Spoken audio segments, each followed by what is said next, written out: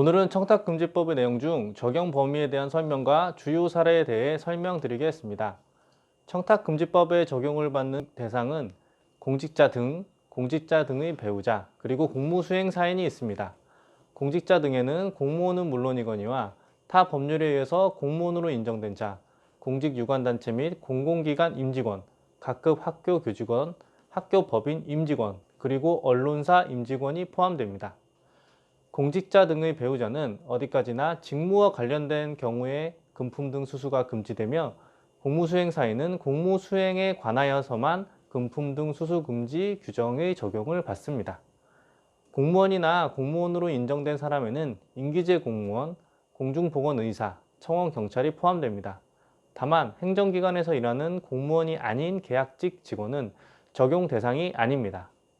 또한 공직유관단체, 언론사, 학교와 직접 근로계약을 체결한 직원은 정규직, 비정규직을 불문하고 적용 대상입니다.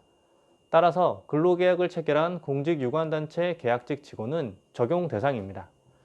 공직유관단체 및 기관의 장과 그 임원은 기간쟁 외에 이사 및 감사를 의미하며 이 경우 상임 여부는 불문합니다.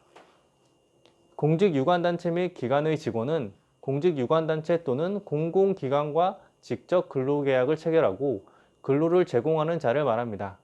계약직 등 비정규직 직원 근로계약의 형태가 비정규직에 해당한다 하더라도 어디까지나 공직유관단체 및 기관에 소속된 직원이므로 법 적용 대상자에 해당합니다. 파견직원은 파견업체 소속 직원이고 공직유관단체 소속 직원이 아니지만 공무수행사인에 해당할 수 있습니다.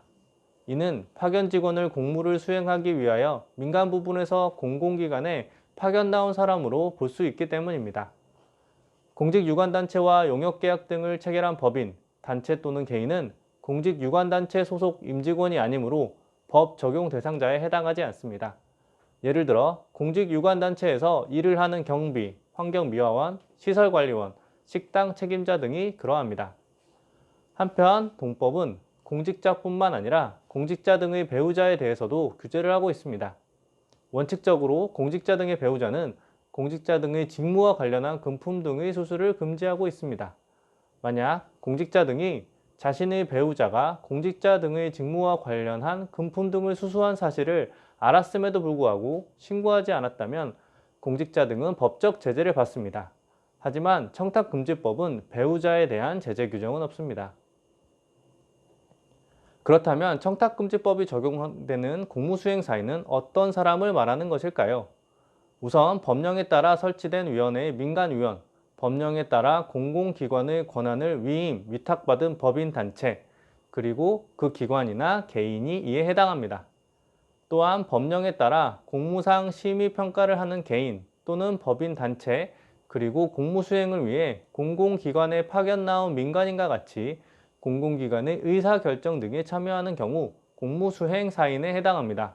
즉, 법적 신분은 민간인이지만 공무수행에 관해서는 이 법을 적용받는 것입니다. 다음으로 청탁금지법 적용 범위와 관련한 구체적 유권 해석 사례를 소개해 드리겠습니다. 국가공무원 공채시험에 합격하고 임용 유예 후에 대학교를 다니고 있는데 만약 학원에서 장학금을 지급한다고 할 경우 공무원 임용유예자도 청탁금지법 적용 대상에 해당하는지에 대한 질의가 있었습니다.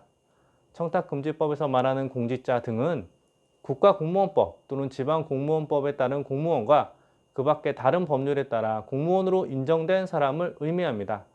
따라서 아직 정식으로 임용이 되지 않은 예비 공무원은 일반 국민으로서 장학금을 받는 것이기 때문에 청탁금지법 적용 대상에 해당하지 않습니다. A 공기업은 공공기관 운영에 관한 법률 4조에 따라 공공기관으로 지정되어 있는데 A 공기업의 자회사인 B 회사의 임직원도 청탁금지법의 적용 대상인 공직자 등에 해당하는지에 대한 질의가 있었습니다. 청탁금지법의 적용 대상인 공직자 등은 동법 제2조 2호 항목 중 어느 하나에 해당하는 자이므로 단지 모 회사가 공공기관에 해당한다는 이유만으로 B 회사의 임직원이 청탁금지법의 적용 대상에 해당하는 것은 아닙니다. 공직유관단체 및 지방자치단체에서 근무하는 무기계약 근로자들은 공무원과 유사, 동일한 업무를 하고 있는데 이 경우에도 청탁금지법 적용 대상이 되는지에 대한 질의가 있었습니다. 공직유관단체와 직접 근로계약을 체결하고 근로를 제공하는 무기계약 근로자들은 공직유관단체의 직원으로서 청탁금지법상의 공직자 등에 포함되어 청탁금지법의 적용 대상에 해당합니다.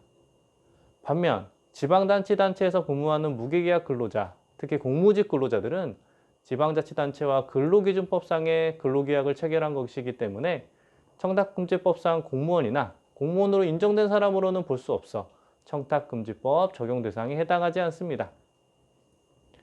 A협회는 공직자윤리법에 따른 공직유관단체입니다. A협회의 비상임위원은 협회 회원사 중에 선출된 무보수이며 각자 다른 기업의 대표이사로 기업을 운영하고 있습니다. 이 경우 무보수로 일을 하는 A협회의 비상임 임원이 청탁금지법 적용 대상에 해당하는지에 대한 질의가 있었습니다. 공직유관단체의 임직원은 청탁금지법의 적용 대상인 공직자 등에 해당하는데 동조항에서 임원은 이사 및 감사를 의미하고 상임 및 비상임을 모두 포함합니다. 따라서 공직유관단체인 A협회의 비상임위원은 비록 보수를 받지 않는다 하더라도 공직유관단체의 임직원으로서 공직자 등의 신분을 가지게 되므로 청탁금지법이 적용됩니다. A는 사립대학교 병원에서 의사로 근무하고 있는데 동대학교의 교수는 아니지만 대학병원이 소속된 학교 법인과 근로계약을 맺었다면 청탁금지법 적용 대상에 해당되는지에 대한 질의가 있었습니다. 사립학교법에 따른 학교법인의 임직원은 청탁금지법 적용 대상인 공직자 등에 해당합니다. 따라서 대학교 학교법인과 근로계약을 맺고 동대학교 병원에서 근무하고 있는 의사는 동대학교 학교법인의 임직원이기 때문에 청탁금지법 적용 대상에 해당합니다. 이상으로 청탁금지법의 적용 범위와 주요 사례에 대해 말씀드렸습니다. 다음 시간에는 청탁금지법에서 금지하는 구체적 내용에 대해 설명드리겠습니다. 감사합니다.